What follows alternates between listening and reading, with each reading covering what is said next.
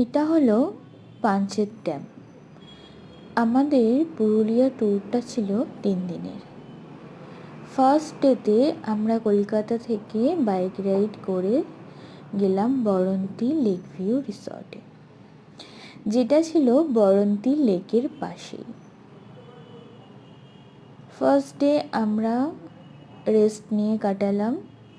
বিকেলে বরন্তী লেকের পাশে বসে সূর্যাস্ত দেখলাম।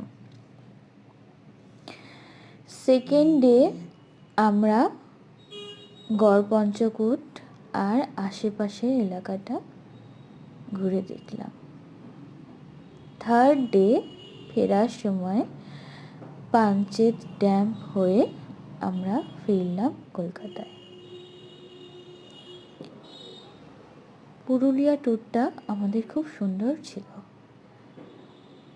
আর পুরুলিয়াকে কোথাও একটা যেন ভালোবেসে ফেলেছি।